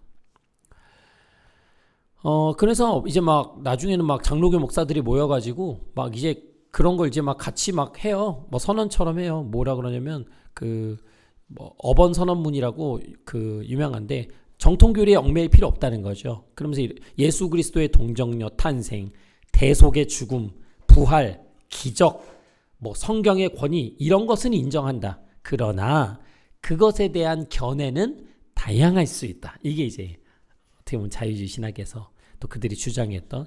그러면서 교회는 다양한 견해를 받아들여야 된다. 근데 이제 1920년대 후반 가면서 이 자유주의 목사들이 오히려 주류가 돼요. 그래서 근본주의자들을 좀 이렇게 밀어내죠. 근데 근본주의를 또 이렇게 응원하고 후원하는 사람들이 있었습니다. 그래서 나름 그들이 또 목회자들을 키워내고 막 이렇게 하는데, 그러니까 자유주의가 미국 교회를 이제 막 이렇게 잠식해 가니까 이때 저항해야 된다 하면서 1919년 비슷한 시기죠. 이때 세계 기독교 근본주의 협회를 만들어요. 그러면서 여기 또 나옵니다. 교인들은 성경무, 그러니까 성경의 원문에는 오류가 없고 성령 하나님은 역사적 상황에서 인간의 개성을 사용하셨다. 그러니까 지금도 성령은 일하신다. 이렇게 그들이 주장하기 시작합니다. 그런데 성경이 무오하다. 이거 무슨 뜻일까요? 성경이 무오하다. 무슨 뜻이죠? 성경은 아까 교황 무오설이 성경의 오류가 없다. 근데 이게 한 발짝 더 들어가면 어디로 가냐면 그 문자주의로 가요. 문자주의는 뭐냐면 말 그대로 그 성경에 기록된 그 문자 그 자체를 믿는 거예요. 근데 실제 저희 성경 세미나 그때 바이블 캠프 했지만 성경 안에는 서로 부딪히는 이야기가 생각보다 많이 있습니다. 왜냐? 인간의 손을 통해서 하나님의 영감을 받았지만 인간의 손을 통해서 기록되었고 전해졌고 정경화되고 이런 모든 그리고 편집의 과정을 거쳤기 때문에 그냥 이 문자가 온전하고 정경화입니다. 그래서 문자가 완벽하다라고 말하는 것은 그것은 여러분이 스스로 그냥 성경을 읽어보시면 아실 수 있습니다. 그래서 근본주의는 말 그대로 이 문자주의, 성경주의를 이쪽 끝으로 가죠. 그래서 이들은 이 성경이라는 것을 하나님의 어떤 메시지가 담긴 그러니까 하나님이 우리에게 말씀하시는 어떤 내용으로 보기보다는 그 문자 자체를 강조하기 시작해요. 이 글 자체. 그래서 이 어떤 맥락, 문맥 이런 것 없이 그냥 적용하는 그룹들도 생겨나기 시작합니다. 그래서 뭐 예를 들어서 그 이런 게 좋은 거는 이런 거죠. 신비한 그런 본문에 대해서는 믿을 수 있어요. 근본주의자들, 문자주의이기 때문에. 그러니까 예수님 죽으시고 부활하셨다 그럼 믿는 거예요. 하늘로 오늘 말씀 올리우셨다 그럼 믿는 겁니다. 근데 이제 이건 좋은데 어떤 말씀들은 상징적 의미로 이해해야 되는 것들이 있거든요. 근데 예를 들면 뭐 계시록 같은 거, 그거 뱀이 뭐 이렇게 그걸 그대로 받아들이면 단쪽으로 빠지게 되거든요. 그러니까 그런 문자주의라는 것이 가지고 있는 또 위험성도 우리가 생각을 좀 해봐야 됩니다. 결국 이 마지막 강의가 그런 거지만 저희가 이 사회적 흐름과 변화를 많이 얘기할 수밖에 없어요. 그러니까 19세기, 20세기에 뭐 교회 안에서 어떤 모임이 있었다. 더 이상은 그런 개혁가들이 나오지 않잖아요. 그러니까 이런 사회적 흐름 속에서 신학자들, 목회자들 또 교회의 흐름이 나오는 거기 때문에 조금 이런 얘기를 왜 우리가 다루지 하겠지만 이것을 같이 배워야 할 것 같습니다. 여러분 공산주의 그러면 벌써 알레르기 반응이 나는데 원래 공산이라는 게 무슨 뜻이죠? 공산. 그렇죠. 함께 생산하고 함께 나눈다. 이게 경제 용어잖아요. 사회 용어잖아요. 그러니까 계급과 차별 없이 이렇게 평등 사회 이런 좀 매력적이죠. 근데 이 그림 보시면은 이렇게 두 개가 비슷한 그림인데 다르죠. 숨은 그림 찾기, 틀린 그림 찾기 하셨나요? 그러니까 왜냐하면 이제 결국은 공산이라는 단어 자체가 잘못된 것은 아니고 이것을 실현하는 데 있어서 이제 어떤 강압과 폭력이 동원되고 그러면서 이제 이상적인 사회를 이루려고 한다는 거에 이제 한계가 있는 거죠. 뭐 지금 이제 공산주의가 남아 있는 나라가 이제 거의 없죠. 이제 실제로 이 19세기, 20세기 오면서 이제 공산주의 이론이 실제로 엄청 악영향도 많이 미쳤습니다. 근데 아까 말씀드린 대로 이제 결국 폭력이에요. 폭력인데 뭐 소련만 해도 이제 뭐 소련이죠. 예전에는 그 공산 2에서 4천만 명의 시민이 죽었다, 살해했다 이렇게 보거든요. 근데 또 공산주의는 자본주의랑 이제 부딪히잖아요. 그래서 공산주의는 자본주의의 근본, 이 뿌리를 뭘로 보냐면 기독교로 봐요.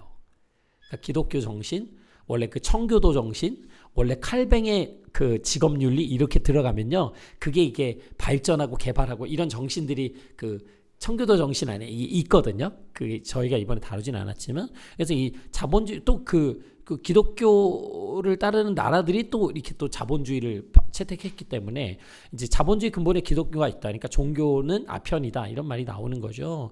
그러면서 이제 기독교를 이제 공산주의 국가들이 뿌리 뽑으려고 엄청 해요. 그래서 박해를 많이 하죠. 그래서 공산주의 국가에서는 대부분 그리스도인들이 교회가 핍박받거나 교회가 거의 사라지고 그래서 지하로 이렇게 숨어 들어가죠. 이제 지하 교회 같은 것들이 생겨나는 겁니다. 뭐 한국 전쟁도 여러분 뭐 50년에서 53년에 있었는데 그것도 마찬가지로 공산주의와 자유주의의 대립이 있었죠. 그 뭐 빨갱이 들어보셨나요? 여기는 이제 빨갱이는 파랭이, 노랭이, 빨갱이 들어봤나? 들어봤어요? 서울시까지는 들었구나. 얘는 제모는 들어봤어요? 태극기 날리면서. 그러니까 어디서 들어봤어? 근데 빨갱이를? 뉴스에서 빨갱이가 뭐 등장했. 유튜브. 유튜브. 그렇죠. 그렇구나.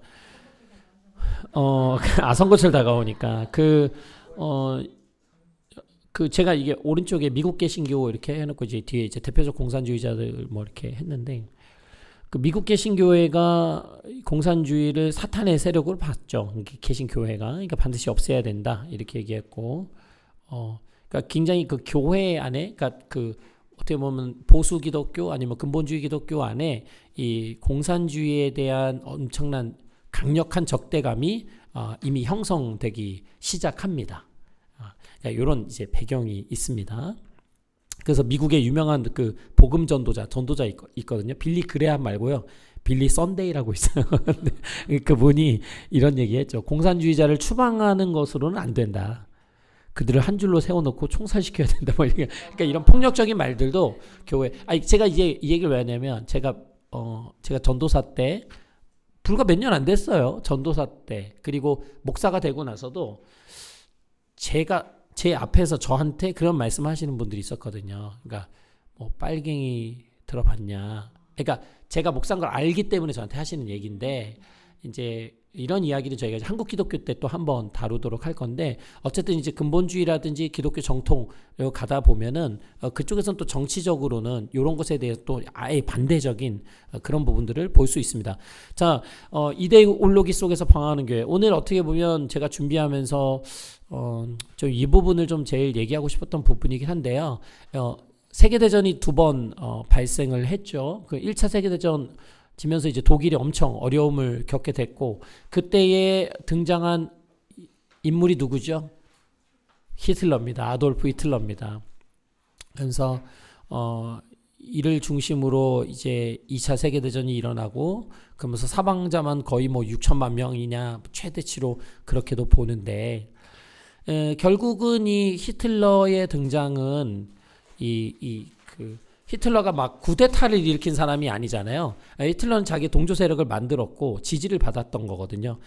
근데 이 나치당을 통해서 이제 독일을 장악할 때 히틀러가 사용했던 모토가 뭐냐면, 이 아리안족, 우리 아리안 계통의 그 순수 혈통, 우리가 우수하다 이런 것들이 이제 사람들에게 심어줍니다. 그러면서 우리가 전 세계를 끌어나갈 사명이 우리에게 있다.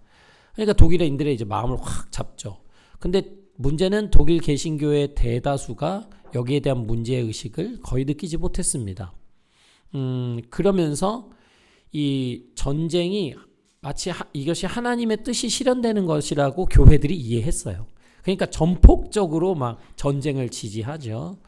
근데 그러다가 1차 대전이 진 건데, 그런데 그러면 교회가 거기서 이제 깨달았어야 됐는데 그렇지 않고 이제 2차 세계대전을 일으키는 과정까지 이제 주요 프로테스탄트 그룹들이 생겨나면서 더 히틀러와 이제 그 집단들을 더 이렇게 지지하게 됩니다. 그래서 소위 말하는 뭐 전쟁 신학, 정치 신학 이런 게 있어요. 전쟁 신학이 전쟁을 뒷받침하는 신학을 이제 신학적으로 뒷받침을 해주면서 루터의 이야기까지 끌고 오면서 이제 그런 정책들을 펼치게 됩니다.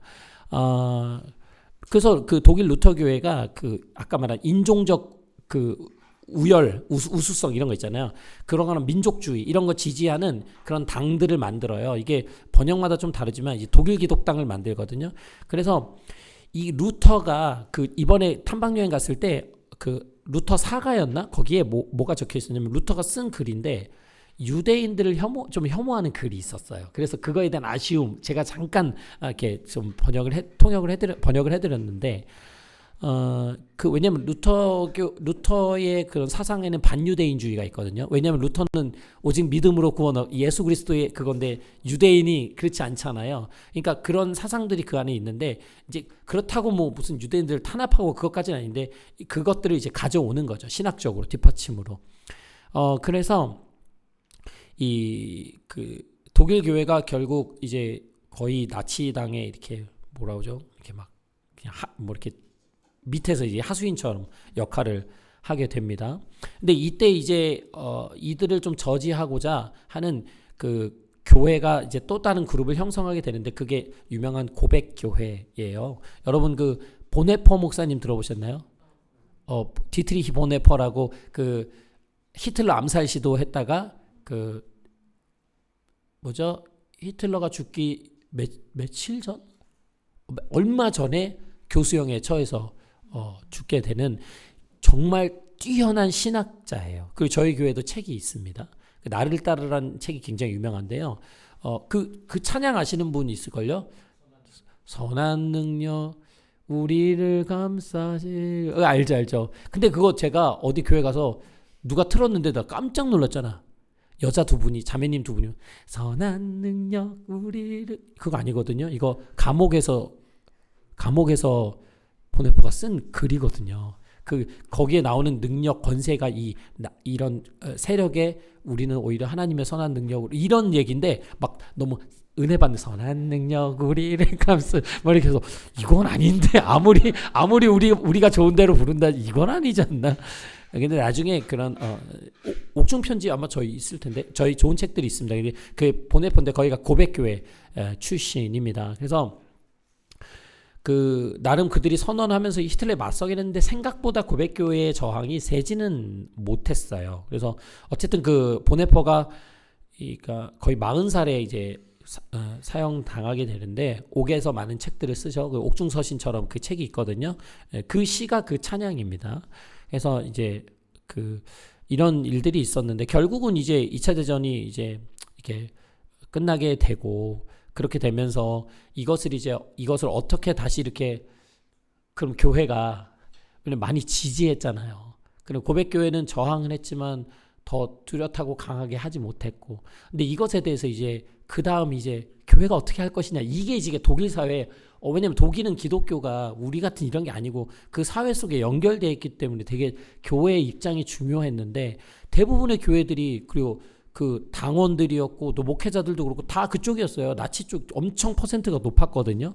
그러니까 나중에 그 이제 그 독일 멸망했을 때 그들이 이제 어떻게 해야 되는지 어려움이 생긴 거죠. 그러니까 당장 회개하고 사죄를 구하고 했어야 되는데 교회들이 그렇게 안 하고 오히려 그 전범 재판이나 이런 거 있을 때 막 도와주고 그 제일 많이 아르헨티나로 많이 그 사람들 도망갈 때 막 통로 대주고 막 그래요.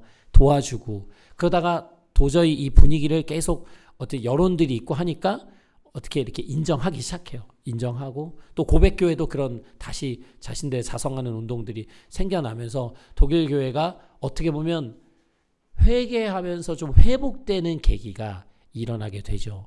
그러면서 그 동서도 이제 갈리잖아요. 이제 갈리게 되는데 이제 갈리게 됐을 때 특히나 동독은 또 어쨌든 이제 어떻게 보면 소련의 영향을 받게 되잖아요. 그런데 그 속에서 교회들이 이렇게 처음에는 좀 인정받다가 나중에 감시를 받거든요. 근데 그 속에서도 교회들이 나름 사회적 문제들 또 역사 의식들을 가지고 변화를 이렇게 계속 시도해요. 그래서 그 대표적인 교회가 저희가 이번에 탐방 여행 때 갔던 라이프치히의 니콜라이 교회고, 그 우리가 그냥 가서 그 앞에서 커피 먹고 그래가지고 별 교회 아닌 것 같지만 그 결정적인 역할을 했어요. 그래서 그 라이프치히의 월요 촛불시 월요 기도 운동은 독일 통일에 있어서 핵심적인 사건이에요. 그게 이루어지면서 계속 이루어졌거든요. 그래서 거기에 그 퓨러 목사님이라고 있는데, 그 퓨러 목사님이 지금은 돌아가셨는데 2014년인가 돌아가셨는데, 제가 독일에 2005년에 갔고 2013년까지 있었거든요. 그러니까 그때까지 그 독일 역사에는 대표적인 인물이에요. 독일 통일의 퓨러 목사님, 라이프치히 교회 목사님이거든요. 가면은 그냥 그 앞에 뭐 청소하고 계시고 그냥 평범한 아저씨예요. 근데 그분이 그 동독 정부의 말 듣지 않고 계속 목회자들 결집하고 사람들 결집해서 그 저항 운동을 펼치죠. 그러다가 그게 엄청 커지면서 나중에 이제 그 베를린 장벽이 무너지게 되는 거거든요. 그러니까 독일 통일에 있어서 결정적인 역할을 한 뭐 여러 가지 요소가 있겠지만 교회가 엄청난 역할을, 그것도 동독 교회가 엄청 역할을 하게 되는 거거든요. 그래서 그런 부분들을 볼 때 우리가 여기 뭐 앞에 보면 교회와 정권의 결탁도 있지만 저희가 보면 이런 것들을 보면서 이제 교회가 결국 이 아까 제가 말씀드린 대로 사회 속에서 함께 가고 있잖아요. 그러니까 그 속에서 우리가 어떻게 교회가 가야 될 것인가를 좀 진지하게 고민할 필요가 있습니다. 그 원래 그 이 히틀러 당시에 그 어떤 일들이 있었냐면 그러니까 이제 이 유대인들 있잖아요. 근데 유대인들도 교인들이 있었거든요. 그러니까 기독교 신자가 된 유대인들이 있잖아요. 근데 그들을 이렇게 막 내쫓아요. 내쫓기도 하고 그러면서 이 별 달고 다녔잖아요. 이렇게 유대인들 영화 같은 거 보시면 별 달 기독교인들은 교회에 못 들어가고 뭐 이런 일들, 이걸 이제 개신교 지도부가 교회에 다 통지해가지고 받아들이지 마라 이렇게 이제 하는 거거든요. 근데 그 안에는 또 종교적인 어떤 욕심이 있었는데 저희가 그 탐방 여행 때 배웠던 게 뭐예요? 그 지역에서는 그 지역의 영주 뭐 제후를 따라서 선택하잖아요. 카톨릭이냐 프로테스탄트. 근데 이제 결국 나중에 이런 것들이 허물어지면서 프로테스탄트가 이제 그런 독일을 만들고 싶잖아요. 근데 어쨌든 히틀러는 카톨릭 눈치도 보고 프로테스탄트 눈치도 봤지만 어떻게 보면 전반적으로 봤을 때는 프로테스탄트의 힘을 더 실어줬거든요. 그러니까 이제 카톨릭 몰아내고 이제 세력화하고 싶었던 마음도 있었죠. 이 안에. 그러니까 그런 부분에서 이제 여러 가지 이제 동기가 작동하면서 이런 아픔의 역사 속에서 결국 교회는 방황을 겪게 됩니다.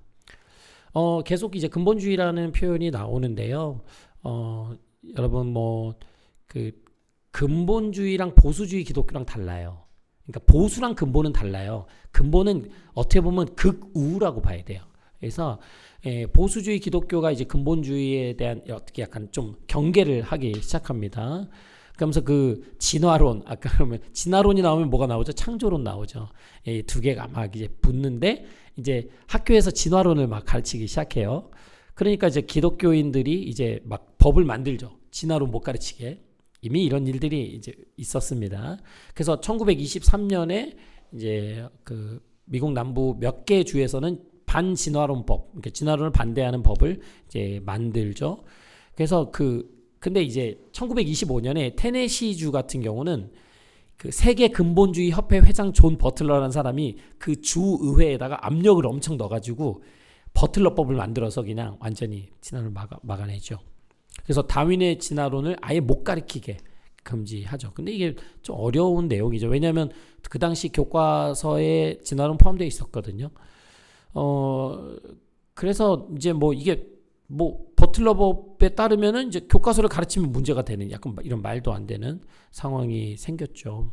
그래서 이런 이제 계속 그래서 뭐 진화론을 가르치냐 뭐 진화론을 거부하냐 뭐 이런 여러 가지 갈등들이 이 안에 계속 있었습니다. 그래서 뭐 재판도 하고 막 벌금도 내고 뭐 여러 가지 했는데 결국 결론적으로는 결국 이 어떻게 보면 창조론을 강조하고 진화론을 반대하는 사람들이 결국 결과적으로 보면 졌다라고 봐야 돼요. 이거 많이 목소리는 냈지만 이 결과는 그렇게 좋지는 않았습니다. 이 주제도 뭐 지금 주요하게 다룰 수는 없는데요. 창조론이냐 진화론이냐 이것을 지금 논하는 것은 뭐 지금 시간 중요하지도 않고, 그리고 그렇지만 결국은 창조론조차도 과학적으로 100% 증명할 수 없다. 이제 이 부분을 우리가 잘 생각할 필요는 있습니다.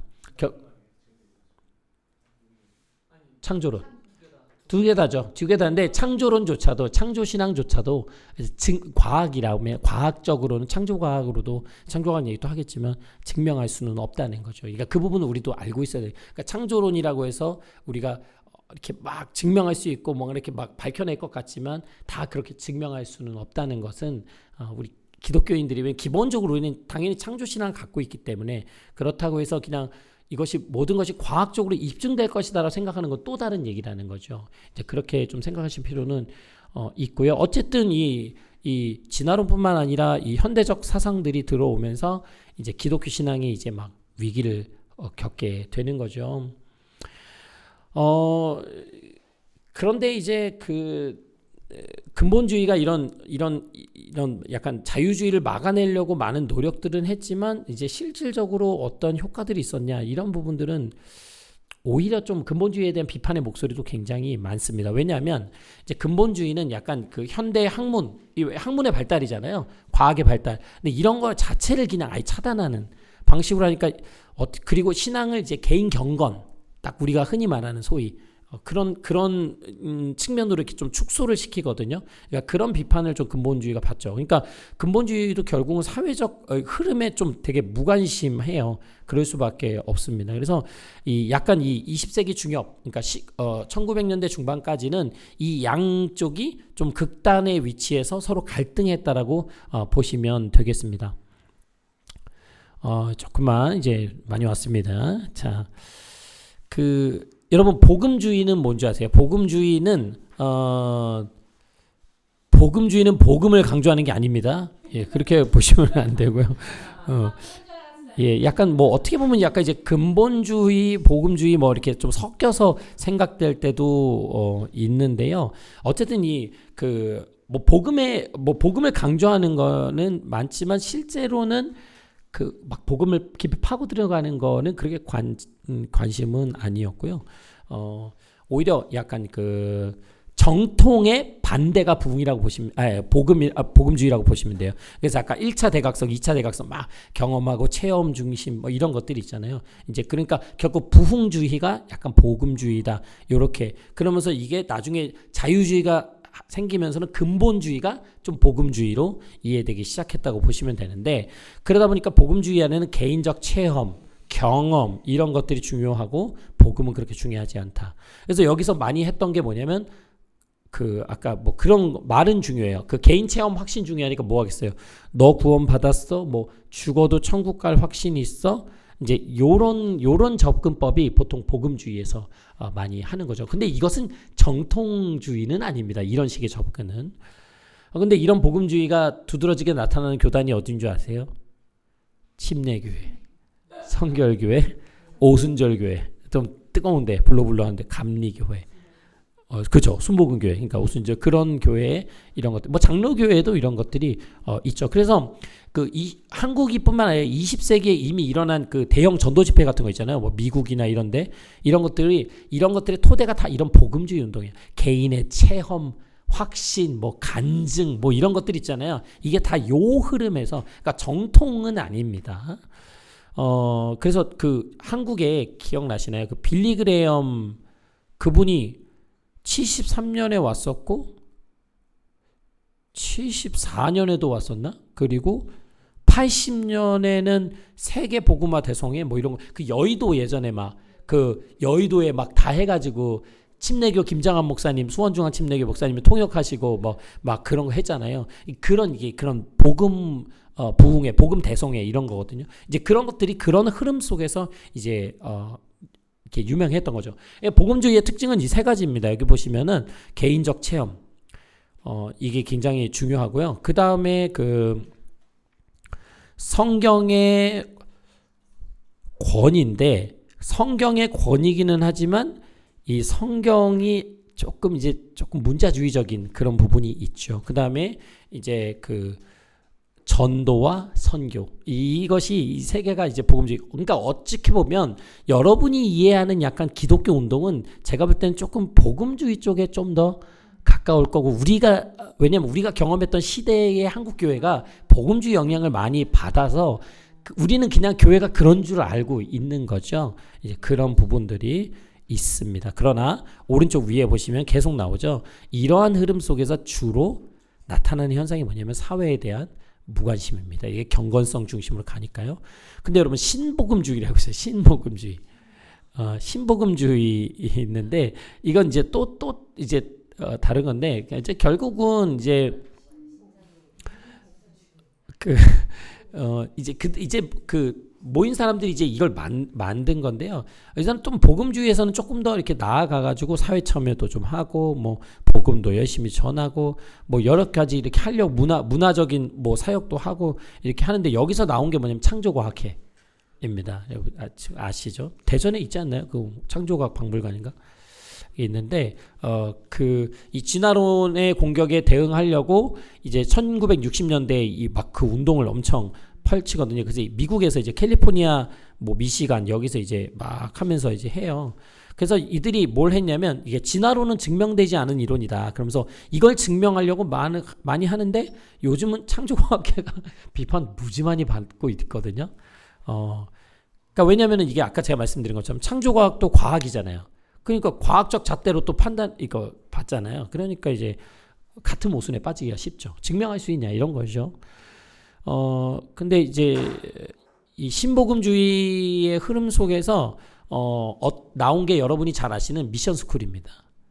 그 기독교 학교, 소위 말하는 뭐 대학도 많지만 뭐 고등학교, 뭐 중학교, 뭐 이런 데들이 좀 기주도 미션 스쿨인데요. 이제 그런 학교가 생기면서 하는데, 그런데 이제 나중에 그러니까 이제 뭐냐면 이게 제가 여기 뭐 미션 스쿨이라는 책 요거 이렇게 했지만, 이게 한국에서도 이게 요즘에 좀 이슈죠. 뭐 기도하고 막, 근데 종교의 자유가 있는데 막 같이 기도해야 되고 막 그런 거 있잖아요. 이제 그런데 어쨌든 이제 이런 운동 속에서 이것들이 이제 같이 생겨났다, 이렇게 보면 좋겠습니다. 이제 거의 많이 마쳤는데요. 이러한 여러 가지 일들을 겪으면서 그렇다고 교회가 항상 뭔가 이렇게 잘못하기만 했던 것은 아닙니다. 그 안에서 계속해서 뭔가 변화를 주려고 했던 움직임이 있는데, 어쨌든 그 2차 세계대전이 이제 끝났죠. 전쟁이 끝났고 이제 세계가 이제 양으로 갈렸잖아요. 공산주의, 자본주의 이렇게 두 개로 갈렸고, 이제 결국 자본주의를 따라갔던 나라들이 엄청나게 이제 경제 성장을 이루죠. 그러다 보니까 이제 소비 문화가 엄청 생겨나기 시작하죠. 그리고 열심히 노력하면은 성공할 수 있다. 요런 것들이 있었고, 그러니까 이제 사람들이 이제 막 이렇게 어떤 중심지로 이제 막 모이기 시작하면서 이제 하층민이라는 것들이 생기기 시작하고, 그런데 이제 사람들이 이제 막 몰리기 시작하면서 한 1960년대 정도 되면서 교회가 좀 부유해지기 시작하니까, 이제 왜냐면 사람들이 막 경제 성장과 함께 부유해지니까 그분들이 교회로 들어오니까 교회가 돈이 생기잖아요. 그럼 뭐 할까요? 교회가 돈 생기면 뻘짓이 왜까? 투자? 어디에 투자해요? 예? 자, 미국도 그렇습니다. 아름다운 예배당과 교육관을 건축하기 시작합니다. 그래서 근데 이때 아까 제가 말한 그 빌리 그레엄이 전 세계적으로 유명한 부흥 강사였는데, 이분이 주장하는 교회 부흥이 뭐였냐면 인간의 내적인 평화, 행복, 그러니까 내면의 만족, 요거예요. 그리고 이분뿐만 아니라 그 노만 빈센트 필이라는 사람도 우리 긍정적 사고, 적극적 사고, 이게 교회 안에 들어옵니다. 그러니까 사람들은 이런 걸 좋아할까 안 좋아할까? 내면의 평화, 안정, 기쁨 좋아하죠. 너무 좋아하죠. 그러니까 왜? 다들 자기 중심적 개인주의화 되는데 내면을 평화, 기쁨 주고 만족 주고, 싫어하는 사람 누가 있어? 그러니까 교회가 점점 이런 것들의 이런 필요들을 채워줄 수 있는 공간이 되어버리고, 그리고 실제로 그 어떤 말씀을 전하고 이렇게 하는 사람들이 또 그쪽으로 메시지들을 몰아가기 시작합니다. 그러면서 또 어떤 문제가 생겨요? 사회 문제에 대한 교회의 관심이 떨어지게 되는 거예요. 이게 그냥 이게 양날 검찰 이게 무조건 같이 가요. 그러면서 이제 민주사회죠. 자유시장 경제 추구하죠. 그런 미국의 문제들이 생기기 시작하는데 그 중에 대표적인 문제가 인종차별입니다. 지금 우리가 한국에서 하니까 잘 모르죠. 노예제도가 폐지됐음에도 불구하고 여전히 차별, 인권 침해가 심했습니다. 그래서 여러분이 잘 아시는 이 마틴 루터킹 목사님이 이제 흑인 차별을 없애죠. 그러면서 엄청 애썼죠. 결국은 이게 이제 처음에는 유색인 인권 운동으로 했지만 이게 나중에 사회적 전반적인 사회에 있는 문제들에 대한 투쟁으로 이렇게 넓어져요. 결국 이제 마틴 루터킹 목사님도 이 가난한 자들의 행진 주도하다가 이제 암살 당했죠.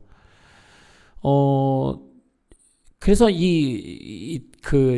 이런 인권 운동이 당시에 그래도 교회가 이렇게 뒷받침하려고 하는 교회들이 많이 생겨났는데, 이때 나온 신학이 흑인 신학이라는 것이 있습니다. 그래서 이때 목회자들이 이 복음과 인권 운동을 이렇게 연결하려고 많이 노력을 했죠. 그래서 여권 신장 운동도 다 이때 같이 일어나는 거예요. 그래서 여러분이 아시겠지만 어쨌든 전통 신학에서는 남성이 중심이거든요. 근데 이제 이런 분위기의 변화 속에서 교회에서 여성 성직자를 임명하기 시작합니다. 최근에 한국은 아직도 여성 목사 안수가 안 되는 교단들이 있어요. 아직도 그거 가지고 엄청 싸우거든요. 근데 이제 이때 여성 성직자 임명도 하고 이런 그러면서 남성 중심의 신학을 좀 바꾸는, 그래서 요즘 여성 신학이라고도 하거든요. 이제 그런 것들도 이제 생겨나기 시작하면서 약간 이게 여성의 인권이 이제 올라가게 됩니다. 근데 오히려 이게 과격한 페미니즘으로 가다 보니까 오히려 어떤 수업에 남자 못 들어오게 하고 이런 오히려 역차별 이런 것도 막 있습니다. 예, 여기까지만 하겠습니다. 그래서 각종 사회 문제에 대한 관심은 아까 치유 형제님 한번 얘기해 주셨는데, 이제 국제 교류를 통해서 이제 사회적 관심을 키워가는데 전국 교회 협의회 NCC라고 하는데요. 그걸 아니면은 들어보셨을 수도 있어요. 세계 교회 협의회라고 해서 WCC 이런 단체들이 기아 문제, 자유, 정의 이런 문제들에 대한 관심을 이제 키워 나갑니다. 그러나 아까도 말씀드렸듯이 이런 것들은 주로 자유주의 신학 계열에서 많이 하는 행위 강조하는 거기서 하다 보니까 이것은 기독교 좌파 아닌가 이렇게 또 의심을 받기 시작하죠. 그러니까 이게 정치랑 똑같거든요. 교회도 이제 항상 이쪽 흐름과 이쪽 흐름 사이에서 계속 줄다리기 하면서 이렇게 형성을 해 온 겁니다. 자, 마지막입니다. 새로운 시대의 새로운 교회. 종교개혁 이후에 이제 전체 강의를 좀 정리하면 개신교회가 로마 천주교회랑 달리, 로마 천주교회는 그렇게 막 분파되지 이렇게 나눠지지 않았잖아요. 근데 개신교회는 엄청 말도 안 되게 나눠졌거든요. 그래서 루터교회, 성공회, 개혁교회, 장로교회, 침례교, 감리교, 그리스도교회, 제자교회, 성결교회, 순복음교회 나라에 따라서 시대에 따라서 계속 생겨나요. 이게 로마 천주교회랑 다릅니다. 그래서 뭔가가 개신교회가 이렇게 결집하기가 어려워요. 그러니까 뭔가 개신교적인 메시지를 내는 게 불가능해요. 개신교가 뭔데? 우린 침례교인데. 침례교는 다른 교단하고 소통 안 하거든요. 그러니까 안 되는 거죠, 이게. 근데 이제 로마 천주교 같은 경우는 어떤 메시지를 딱 내면 공통적인 목소리를 내고 같이 움직일 수가 있잖아요. 그러니까 그런 거에서 어떻게 보면은 좋은 점도 있겠지만 이제 한계가 분명히 있습니다. 그래서 아까 말한 개신교회가 2차 세계대전 후에 1948년에 네덜란드 암스테르담에서 WCC 세계교회 협의회로 모여서 이제 나름의 개신교 통합적인 뭔가를 하자 이렇게 하거든요. 그래서 그때 44개국 147개 교회 대표가 모여가지고 우리 앞으로 개신교만의 뭔가를 만들자 이렇게 해서 일어난 운동입니다. 그런데 이제 이것은 나중에 얘기하겠지만 여러분 뉴스나 가끔 보시면 이거 나오거든요. 생각보다 이렇게 단순한 문제가 아닙니다. WCC 문제는. 근데 이 어쨌든 그 교회 연합 운동은 단순히 요것 말고도 아까 제가 말씀드린 것처럼 기독 학생들, 젊은이들을 중심으로 선교 운동을 통해서 오히려 연합 운동이 건강하게 이렇게 많이 펼쳐져서 학생 운동, 선교 운동으로 이렇게 퍼지게 되거든요. 그래서 이제 젊은이들이 이제 선교사로 많이 파송을 됐고, 그래서 이 기독 학생 운동 어떻게 보면 이제 무디라고 들어보셨을 거예요. 그를 중심으로 이렇게 하는데 그 기독 학생 운동이 학생 자원자들이 이렇게 참여해서 하는 건데 거기서 엄청난 선교사들이 나와요. 학생 선교 지원자들이 배출됩니다.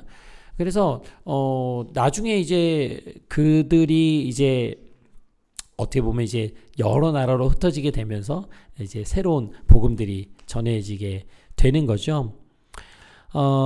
그리고 또 개신교회는 어쨌든 이 뭐 정치, 경제, 사회, 문화적 문제 하기 위해서 계속 같이 이렇게 세계적 회의들을 열고 같이 고민하고 이런 시간들을 계속 해왔습니다. 그래서 지금 그 세계교회 협의회가 8년에 한 번씩 모이나? 지금도? 8년에 한 번씩 모이는 걸로 알고 있는데 이게 가장 큰 그 개신교회 연합체입니다. 세계교회 협의회. 근데 최근에 어떤 문제들이 최근이 좀 지났죠. 어떤 문제가 있냐면 약간 종교 다원주의로 가는 거 아니냐 이런 문제가 이제 나오게 되면서 그 83년에 밴쿠버에서 했는데 세계교회 협의회 했는데 거기서 뭐 인디언들 막 전통 의식 같은 거 있잖아요. 막 종교 의식 같은 거 막 이렇게 하고 그리고 나서 이제 8년 후에 그 호주에서 했을 때는 호주 원주민 샤머니즘 공연 막 이런 거 막 토속신앙 막 이런 거 해요. 그러니까 이게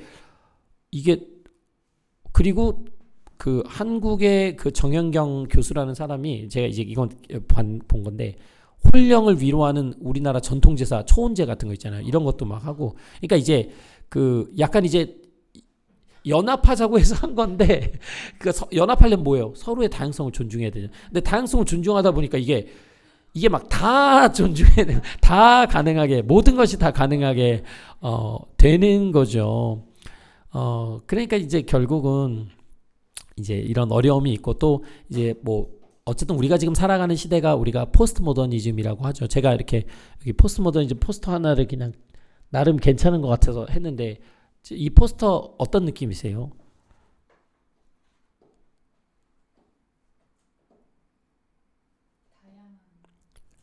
다양함. 또요.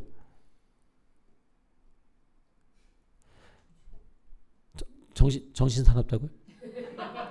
그게 정답입니다. 그러니까 불확실성이 있죠. 포스트모더니즘에 정해진 건 없다. 왜냐하면 그동안에는 우리가 이성이 대체했잖아요. 모든 걸. 근데 거기서 나온 게 뭐예요? 세계대전이죠. 그러니까 절대 가치는 없다는 거죠. 믿을 수 있는 절대적 가치가 없다. 그러니까 모든 걸 다 허무는 거죠. 근데 이것이 결국은 이제 신앙생활에는 오히려 더 안 좋죠. 위험하죠. 그러니까 우리는 절대적 가치를 믿고 가야 되잖아요. 그러니까 이런 어떤 포스트모더니즘 속에서 사람들의 생각도 다양해지고 절대라는 것은 없다. 완전 이런 것들 하다 보니까 신앙이 이렇게 아까 뭐 종교다운지 이런 모든 것들이 이런 흐름 속에서니까 이제 가능하게 되는 거라고 볼 수 있겠습니다. 결국은 이런 속에서 우리가 신앙생활을 하고 있고 우리 교회가 가고 있습니다. 여기 또 오른쪽 AI 보시면 이제 AI가 이제 여러분 지금 이제 AI 약간 초기 느낌이 좀 있기는 있는데 지금 뭐 지브리 뭐 만화 뭐 이런 거에 우리가 이거 AI 신기하다 뭐 이러고 있지만 실제로 이제 AI가 뭐 이게 지금 점점 이렇게 그 AI의 힘을 보여주고 있거든요. 각 영역에서 이게 어디까지 갈 것인가. 그래서 제가 본 만화책에는 AI 목사님도 나오고 그렇게 하거든요. 막 부응이 잘 되더라고요. AI 목사님 하시니까. 그러니까 왜냐 빅데이터를 중심으로 설교를 하니까 지금 그런 사회를 저희가 살아가고 있습니다. 그러니까 교회는 이제 그 교회라는 곳은 하나님께서 약속하신 하나님과 약속을 맺은 공동체, 언약 공동체라고 하거든요. 그러니까 결국 이 교회가 그 예수님이 승천하시고 성령을 우리에게 주시면서 시작되었는데 그때부터 지금 거의 2000년의 시기가 흘렀잖아요. 그러면서도 그래도 교회가 존속되어 왔어요. 근데 문제는 뭐냐면 교회는 그 시대의 과제를 안고 그 시대의 그 과제 속에서 그 과제를 잘 풀어나가면 그 교회가 남게 되고 또 서게 되고 또 사회적 변화를 선한 열매들을 맺게 되는 거고, 거기에 따라가지 못하고 도태되고 거기서 선한 움직임을 만들어내지 못하면 교회는 결국 사라지는 거거든요. 근데 지금 어쨌든 우리가 당면한 문제, 뭐 포스트모더니즘, 뭐 AI 다 얘기했지만 여기 왼쪽에 어쨌든 물질만능주의 아니겠어요? 지금 시대가 결국 현대교회가 이 물질만능주의라는 이 벽 앞에 우리가 다 서 있어요. 결국 그러면 물질만능주의 안에 있는 것은 결국 생활의 편리잖아요. 편리하고 내가 평안하고 결국 이제 자기 중심적인 사고, 생활 이런 거거든요. 그리고 사회적 성공 이런 게 중요하죠. 그러니까 내가 어떻게 행복할 것인가. 그러니까 결국은 이런 것을 추구하다 보면 우리의 그 신앙적 가치와 또 교회의 사명에 대해서 관심이 줄어들 수밖에 없죠. 그럼 우리는 이 모든 기독교 역사를 보면서 과연 오늘날의 교회, 그러니까 교회라고 해서 너무 그 지금 이야기침 내교를 생각하실 필요는 없고요. 각자가 교회잖아요. 우리 자신이 교회고 함께 모인 공동체가 교회고 또 한국 개신교 전체가 교회고 세계 교회가 교회인데, 그럼 이 교회가 이런 변화의 흐름 속에서 어떻게 생존하고 또 어떻게 우리의 역할들을 해낼 수 있을 것인가? 그리스도인은 도대체 어떻게 살아야 하는 것인가? 이 질문을 던지지 않고 그냥 즐겁게 이렇게 주일 나오고 신앙생활 하잖아요. 그러면 교회는 제가 원래 그런 게 못하지만 예언하건대 그냥 교회는 무너집니다. 그러니까 저희도 마찬가지예요. 그러니까 이거를 이 기독교 역사를 배우면서 제가 이제 같이 이야기하고 싶었던 건 뭐냐면, 이런 쭉 역사를 보면서 결국 오늘날 우리 교회를 볼 수 있는 눈이 생긴다는 거죠. 그리고 또 이 시대를 바라보면서 교회가 어떻게 절대적 가치와 우리가 반드시 붙들어야 되는 진리를 붙잡으면서도 또 우리가 생각하고 해야 하는 우리에게 맡겨진 일들을 잘 수행할 것인가, 그리고 그것이 생각보다 단순하고 간단하고 쉽지 않다는 것, 이것을 우리가 꼭 기억하면서 그냥 전통적 흐름에 우리의 몸을 내어 맡기지 말고 이 안에서 늘 고민하면서 또 같이 기도하면서 또 말씀을 배우면서 이것을 어떻게 우리 삶에 실현할 것인지 같이 머리를 싸매고 같이 해나가는 교회로 성장했으면 좋겠다는 마음으로 또 이렇게 이런 강의들을 쭉 해왔고 지금 이렇게 마무리를 짓게 된 것 같습니다. 지난 몇 달간 또 이번에 새로 오신 분들도 있지만 쉽지 않은 강의이고 또 지루할 수 있는데 함께 해주셔서 감사하고, 오늘 이렇게 여러분과 지난 대장정의 세계교회의 역사, 세계 기독교 역사를 마치도록 하겠습니다. 감사합니다.